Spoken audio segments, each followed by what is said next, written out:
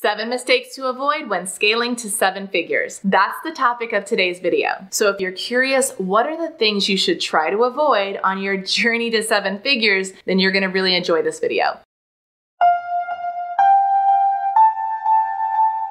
Hi, I'm Jessica Yarbrough, a top business strategist for coaches and consultants who want to scale to 7 figures, selling ultra high ticket services. If you follow my content, you know that I talk about growing your coaching or consulting business from 6 to 7 figures. Well, today I wanted to go a bit deeper into some of the biggest mistakes I often see coaches and consultants make when it comes to scaling their business. Let's dive in. Number 1, building too much complexity too soon. I see so many coaches and consultants make this costly mistake of trying to add more complexity before they're really even ready. Look, I even fell into this same trap. And at one point I had 20 funnels built that I didn't need. I ended up deleting them all. It's easy to get sucked into the internet marketing world and to feel like you have to build this really complex machine with lots of moving parts in order to be successful. Look, guys, you don't. In fact, the fastest way to grow your business is to keep it simple. I'm a big fan of the quote by Steve Jobs that I heard years ago. And this quote changed my entire perspective on business. And that's this: with focus and simplicity, you can move mountains. And I think we can all agree Steve Jobs created a pretty phenomenal company. When I made this change in my business, it literally unlocked exponential growth. So that rather than trying to build too much complexity too soon in your business, think about how you're gonna keep things really simple. Number 2, starting low end, right? And then eventually trying to work to sell high end. Another common mistake coaches and consultants make on their journey to scaling to 7 figures is starting with pushing those low ticket courses and services versus trying to sell high ticket. Look, cash flow is the lifeblood of any business. And if you have your business structured so that it's reliant on volume, that's a losing game. You're gonna have to have a ton of sales in order to hit your goals. And if you do not have an established brand or following, how are you going to make hundreds of thousands of dollars worth of sales, right? That you need to hit your income goals. Again, course creators are out there advertising that this is easy, but I know a whole lot of broke course creators. A much faster path is to take the genius that you already have and turn that into a high touch, high ticket coaching offer. And it's easier to sell because you're going to be with that person during implementation and you're able to sell it over the phone versus trying to sell it off a landing page, right? Which has no personal connection and it requires its own sophisticated marketing strategy. And you're more likely to get your clients results because, as we know, courses have an 85% attrition rate, meaning most people buy a course and never do anything with it. It's literally collecting dust on their desktop. How many do you have on your computer right now? So if you want to scale faster and make an impact, and if you want to inject cash flow into your business, flip the model on its head, just like I do with my clients.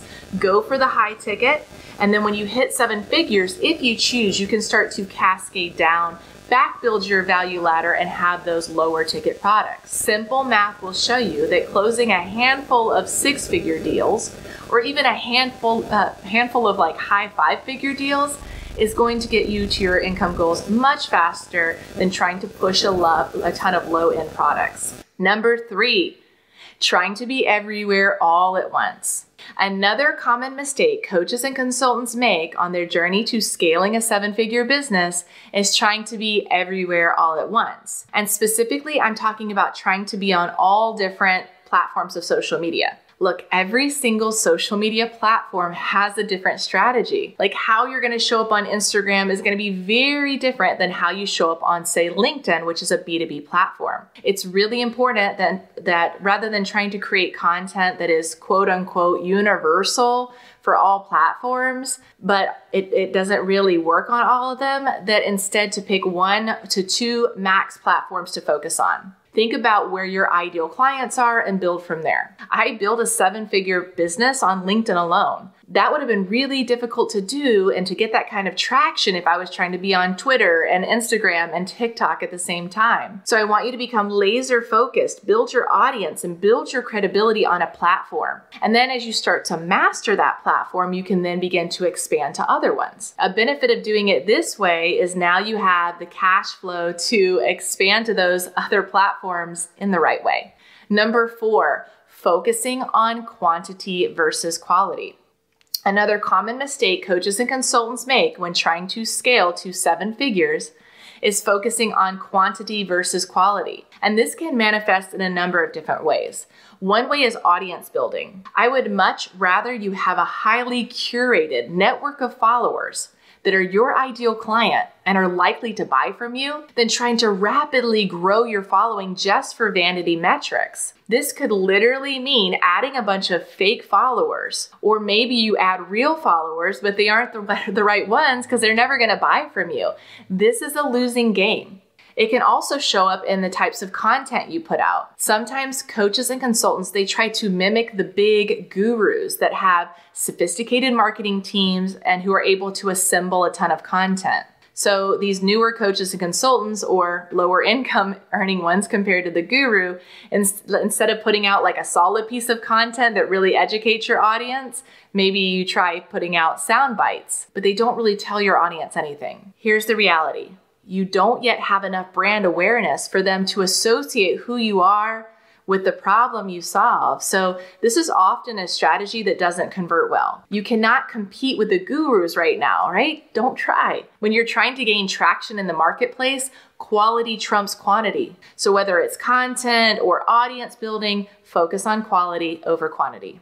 Number 5, building a business model not aligned with your desired lifestyle. Another common mistake I see coaches and consultants make is not really thinking intentionally about the business model that they're creating. And in doing so, they may create one that is not in line with the lifestyle they wish to live. Again, this could be a volume-based business model. It could mean billing by the hour, constantly launching or pushing courses. Or maybe you're selling shorter-term engagements, and that keeps you in a vicious cycle of constantly needing to close and bring in new business. I want you to be very intentional with how you design your business. If your goal is to work, say, 20 to 25 hours a week, you need to make sure that those numbers make sense. And I'm talking specifically about things like your pricing model and the number of clients you're going to need to hit those goals and the number of sales calls you're going to need to have in order to close enough clients. I've seen coaches and consultants make a ton of money and then end up resenting their own business because they're working like a dog all the time. It'll end up feeling like a job for themselves. So take the time to be intentional and build a business that is aligned with the lifestyle that you want. By the way, if your goal is to work less and make more, then having an ultra high ticket model is very congruent with that. This is what I teach my clients. So if this interests you, feel free to check out the link in the comments below. I have a lot of videos educating you about this model. Number 6, not paying enough attention to client delivery. Yet another common mistake I see coaches and consultants make on their journey to 7 figures is to focus so much on client acquisition that they don't pay enough attention to client delivery. Meaning they start to get really good at marketing and sales, but they fall short on the fulfillment side. Again, this is a losing game because what often happens is when your business, hits 7 figures, it may break. Imagine if you're so good at marketing and sales and you have so many clients coming through, but you haven't quite dialed in the fulfillment side, and I'm talking about teams and systems and processes to support those clients, then you're gonna have a whole lot of raging fires to put out. You're gonna have clients that are angry, they're not getting results, you might have chargebacks, and all kinds of issues to deal with. And worse than that, the word is going to get out that the fulfillment side of your program is lacking. I've seen this happen with colleagues of mine and even previous coaches that I've worked with. Do not let this happen to you.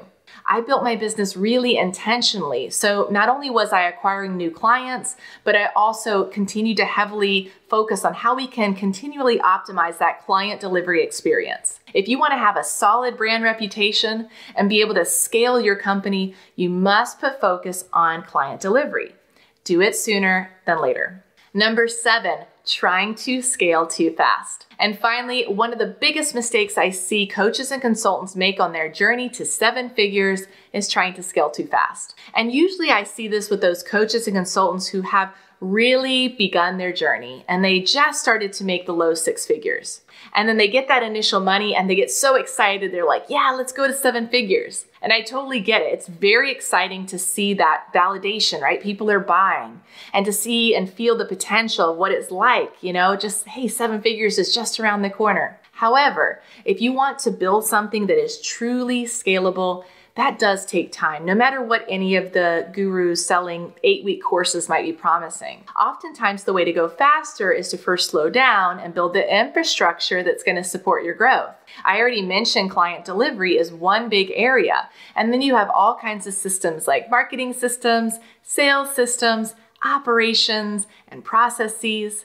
You also have to put the right team in place and train them and keep them. When it comes to scaling a business to 7 figures, just keep that in mind, okay? Rome wasn't built in a day. You'll need to build it step by step, and you'll get there, and it's okay to slow down a bit to speed up. I promise when you take the time to put the infrastructure and team in place, you can actually grow by leaps and bounds, all while keeping your clients happy. This wraps up my video on 7 mistakes to avoid when scaling to 7 figures. I would love to hear from you. Out of everything that I shared, what was the most impactful and actionable step that you can take to apply to your business right now? And if you like this video, be sure to hit that like button and subscribe so you know when each of my new videos drops. Until next time.